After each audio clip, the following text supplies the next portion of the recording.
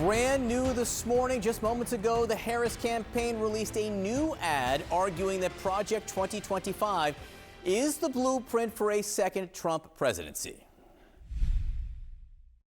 It's called Project 2025, a 922-page blueprint to make Donald Trump the most powerful president ever. Now, the Trump campaign consistently denies that this is their policy, but there are ties with the folks who wrote it. It comes as Vice President Harris and Governor Walz sit down for their first ever interview of the campaign right here on CNN with Dana Bash. And they also embark on a bus tour through southern Georgia. Now, Georgia is a state that Joe Biden won, but won by less than 12,000 votes. So the margins are very close. CNN's Eva McKend joins us now. Let's start with this new ad released just moments ago. What's the messaging?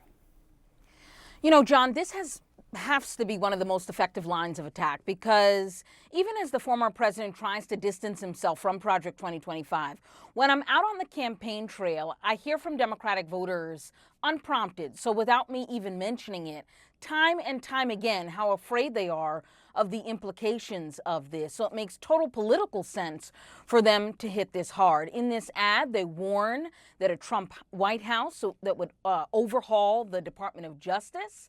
They say that he would have unchecked power to seek vengeance and even eliminate the Department of Education. Let's listen to this argument. Donald Trump may try to deny it, but those are Donald Trump's plans. Well, revenge does take time, I will say that. And sometimes revenge can be justified. He'll take control, we'll pay the price.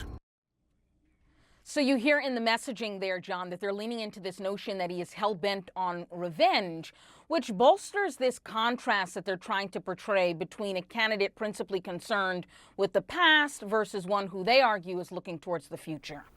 Now, what are you learning about this trip to Georgia? Because the part of Georgia they're going to tells a story here.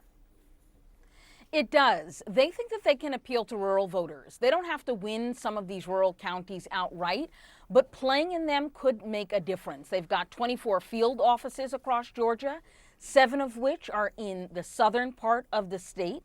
They're really looking at these outer metro Atlanta counties, and then they're going to end the bus tour in Savannah. And I've spoken to Democratic strategists and organizers in the state, and they say that often outside of Atlanta, voters really lament that campaigns don't go there, don't campaign there. And so this strategy to them makes sense.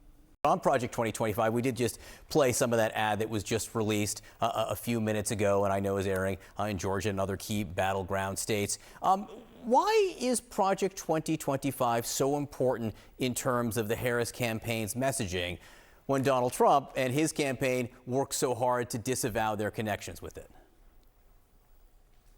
Yeah, I mean, Donald Trump can try to disavow his connections to it. I think the problem for Donald Trump is that it's written by his people, by his former staffers, for him. You don't have a blueprint unless you're going to build a house. You don't have a playbook unless you intend to run the play. And they've made it very clear that that's exactly what they intend to do, whether it is banning abortion nationwide with or without Congress, as is laid out in the plan, whether it's monitoring women's pregnancies, whether it is again, the tax cuts for the rich and the corporate giveaways, whether it's the gutting of checks and balances, the consolidation of power inside the Oval Office so that Donald Trump can go after his political opponents.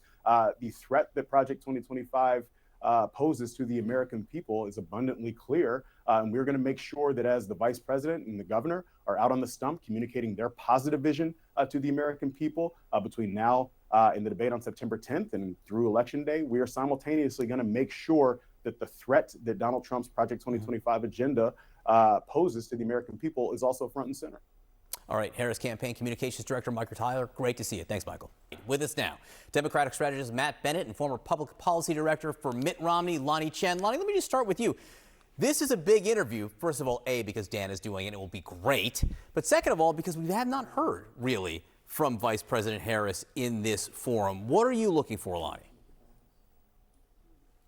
Well, I think there's a number of things we're looking for. Obviously, on the policy front, there'll be a lot of questions. There'll be questions about her changes in positions on key issues like fracking.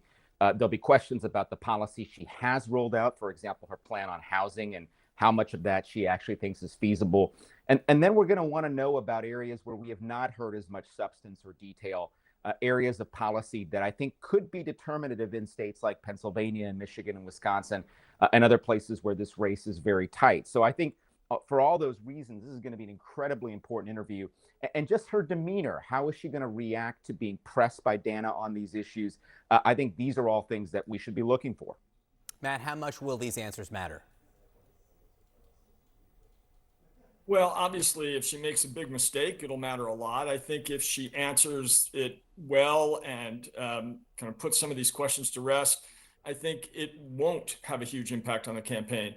But these moments, can pop up. And so far, one of the most remarkable things about the Harris campaign since it became a Harris campaign just over a month ago is that she hasn't really made a mistake. She has performed brilliantly in basically every forum that she's been in. Her campaign is hitting on all cylinders.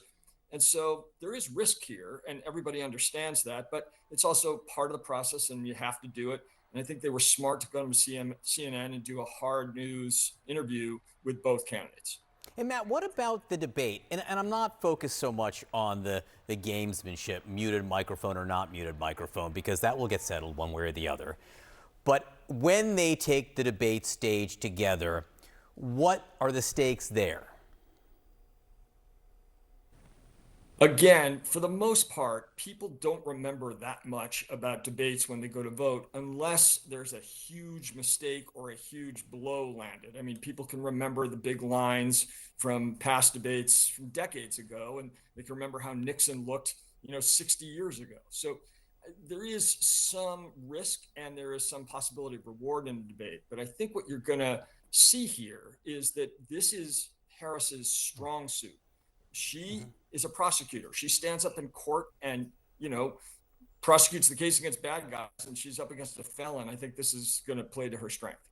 Lonnie, I saw you shaking your head on debates, remembering probably how in 2012 it was widely considered that Mitt Romney did beat Barack Obama in that first debate. Ultimately did not go on to win the election. There's a trend of journalism out there right now, an analysis, Lonnie, which suggests that Kamala Harris and Democrats now, not 2 months ago when Biden was running, have somehow figured out how to beat Donald Trump. Talk about him as being laughable, the meme campaign that's going on out there. Lonnie, how much validity do you see in that? Well, I think the direct contrasts that the Harris campaign is willing to draw, it strikes me that they have been much more willing to confront the Trump campaign on all sorts of different issues. I do think that their reaction time has gotten better. I think there's a number of ways in which the campaign is being run with a little bit more pep in its step. And I think that matters. But certainly the direct contrast of seeing those two candidates, Harris and Trump, on stage together, talking about hopefully issues, we'll see. I think that will be really impactful for voters just in terms of creating an image. I agree that the specifics of the debate probably get lost with time. But it really is about the imagery, the contrast, the degree to which they're able to confront one another, how they react when they're confronted.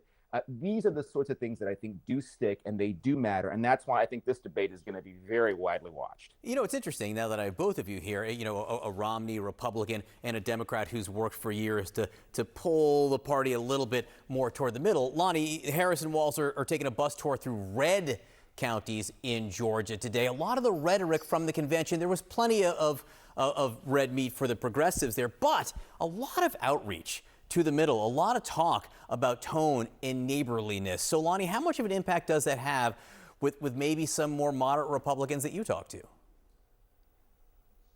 Well, I think we'll have to see. I mean, I think obviously the rhetoric and the themes are the right ones, talking about, for example, freedom. The kind of optimism and hope we saw that mirrors what we've seen from past Republican nominees, Ronald Reagan, George W. Bush. I think there's a similar tone that's being struck. I do think where the rubber will hit the road on this, John, is, do Republicans, do moderates, do they actually believe Kamala Harris's conversion on key issues?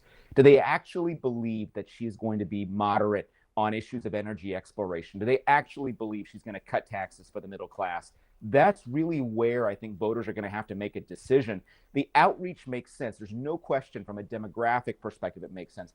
But the substance, we'll see. And that's why these interviews and debates become so important, to see how legitimate and how real her conversion on these issues really is. Matt?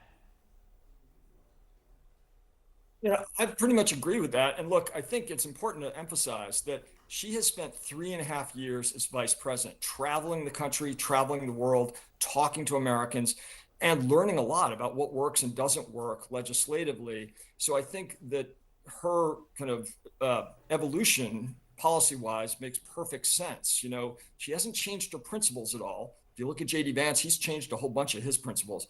What she has changed instead is the kinds of policies she wants to pursue to reach the ends. And I think that will make sense to voters. And I also think, to your point, reaching out to voters in these red counties makes enormous sense. She may not win them, but if she loses them by a lot less, she has a real chance of winning the state, as Joe Biden did. All right, Matt Bennett, Lonnie Chen, great to see both of you. Thanks so much for coming on.